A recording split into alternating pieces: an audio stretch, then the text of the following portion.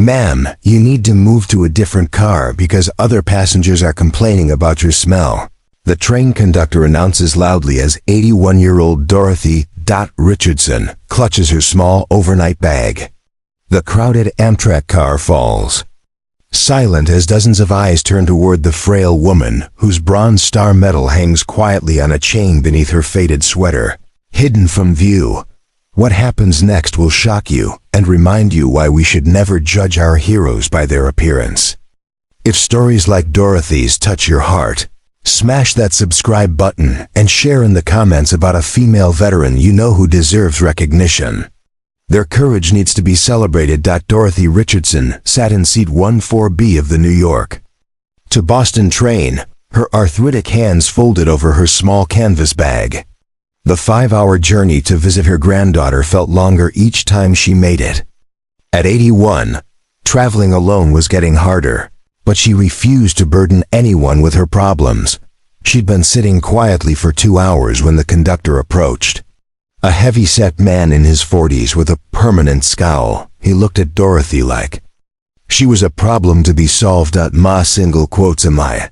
I've had several complaints, he said loud enough for half the car to hear.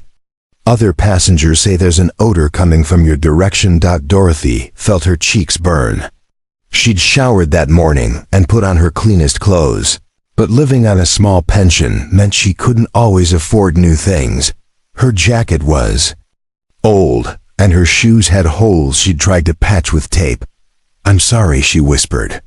"I didn't realize that well. You need to move to the quiet car in the back. There's more space there, and you won't bother anyone." A businessman across the aisle looked up from his laptop and wrinkled his nose in agreement. A young woman with designer headphones nodded approvingly. Dorothy felt like she was shrinking into her seat. "I have a ticket for this seat," Dorothy said softly, showing him her stub. The conductor barely glanced at it. "Look, lady, I don't want to make a scene here, but you're disturbing other paying customers. The quiet car has plenty of empty seats." A teenager behind Dorothy whispered something to her friend and giggled. Dorothy's face grew hotter. She started gathering her things, but the conductor wasn't finished.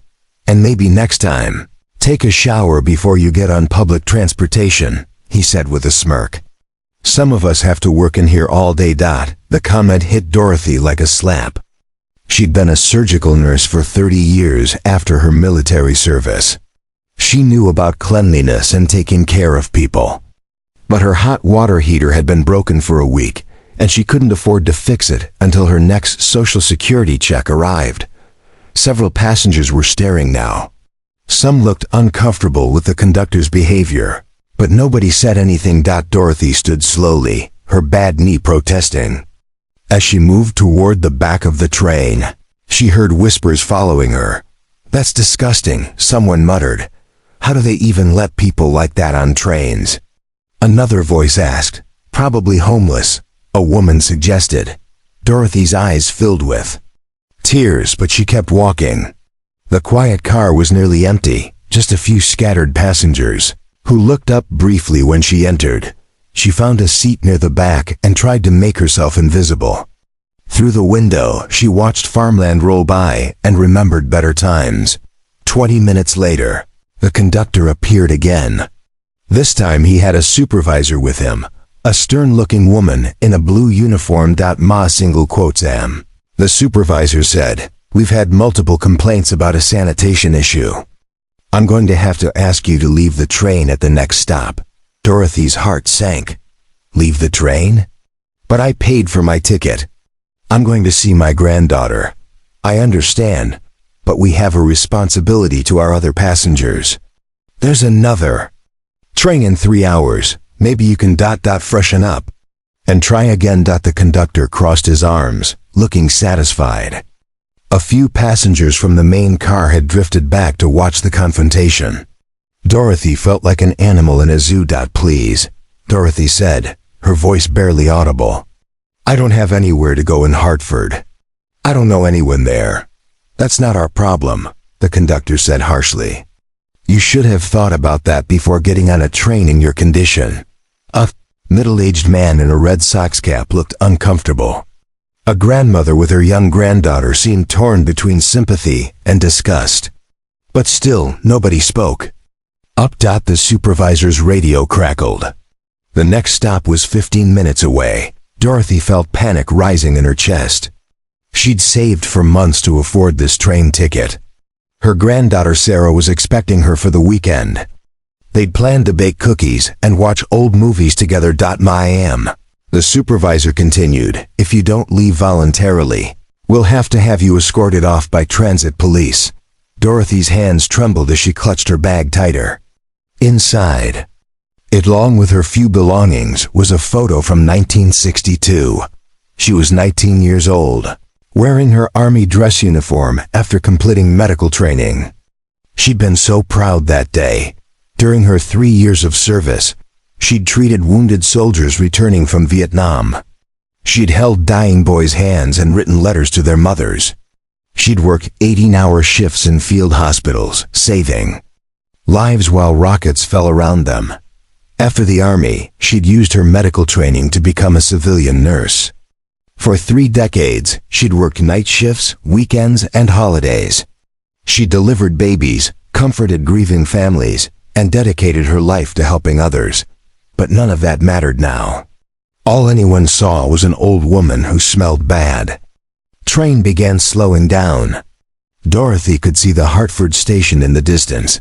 I'm sorry, she said quietly to the supervisor. I'll leave. As she stood, something caught the afternoon sunlight streaming through the window. Her bronze star medal, hanging on a thin chain around her neck, had slipped out from beneath her sweater. Most people wouldn't have noticed it, but one passenger did. Wait just a minute, a voice called from the front of the quiet car.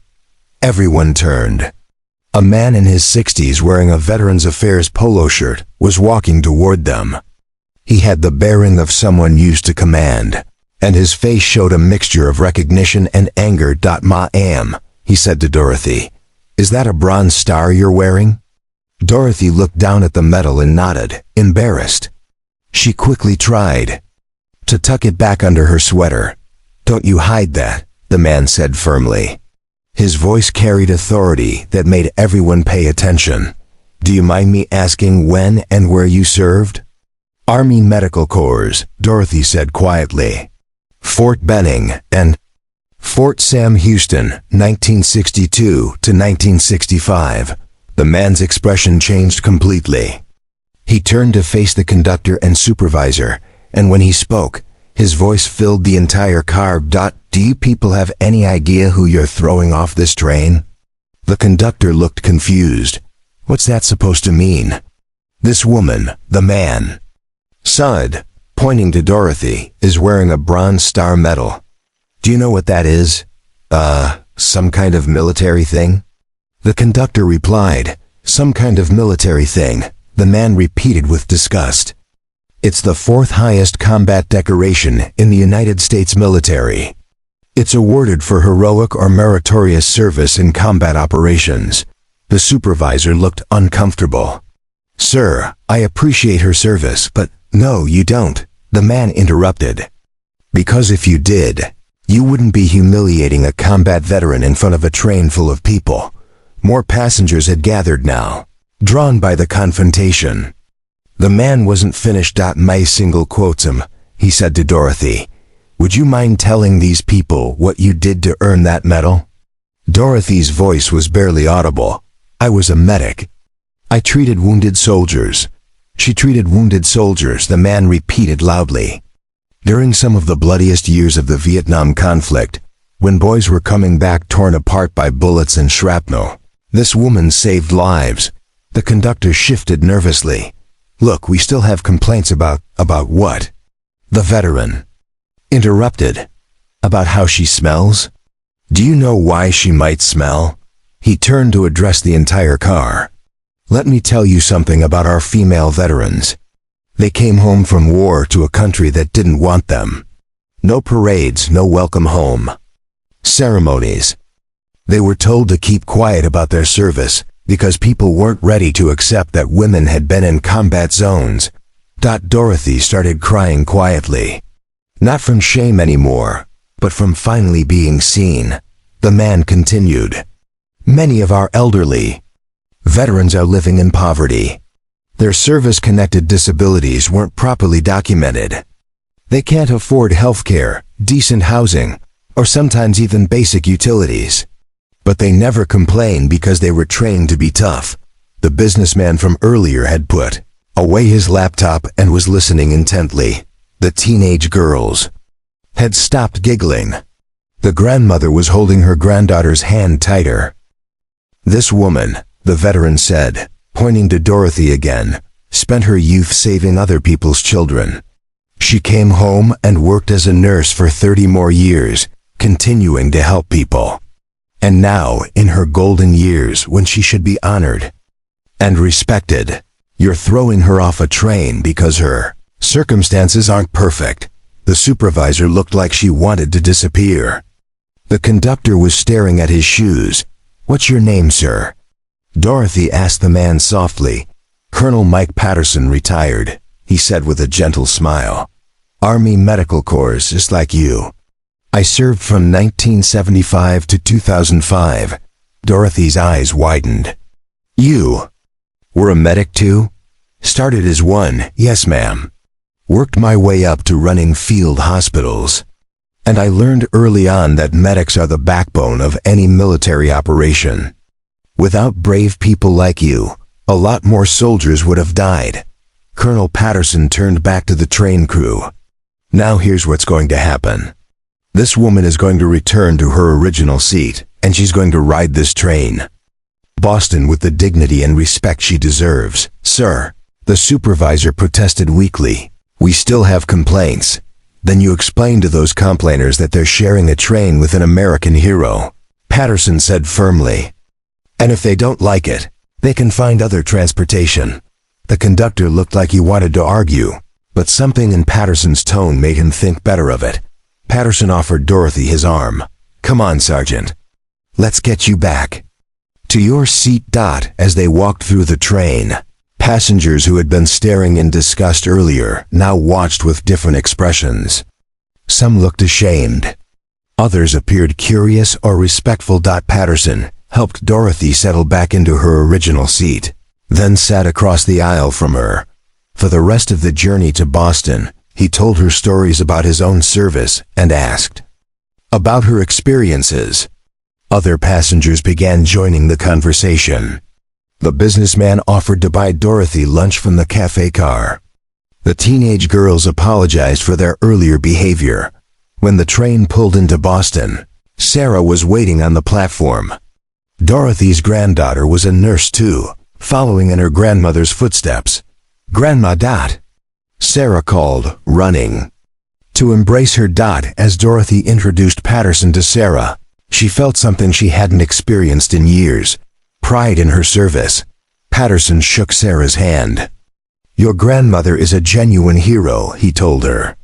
Make sure she knows that every day. Later that evening, as Dorothy and Sarah baked chocolate chip cookies in Sarah's kitchen, Dorothy told her about the day's events. I'm so sorry that happened to you, Grandma, Sarah said angrily. Those people had no right to treat you that way. Dorothy smiled, touching the bronze star that now hung proudly outside her sweater. It's okay, sweetheart. Sometimes people need to be reminded that heroes come in all shapes and sizes. The next morning, Sarah posted the story on social media. Within days, it had been shared thousands of times. Messages poured in from veterans, active military, and civilians thanking Dorothy for her service. The train company issued a public apology and announced new sensitivity training for all employees. Colonel Patterson started a fundraising campaign that raised enough money to fix Dorothy's hot water heater and make other needed repairs to her apartment. But the best part came a month later, when Dorothy received a letter from a young woman who had read her story online. The letter read, Dear Mrs. Richardson, I'm a 22-year-old Army medic about to deploy overseas. Reading about your service and sacrifice has inspired me to be braver and work harder. Thank you for paving the way for women like me. You are my hero. Dorothy folded the letter carefully and placed it next to the photo. From 1962, sometimes she thought being truly seen is worth all the years of being invisible.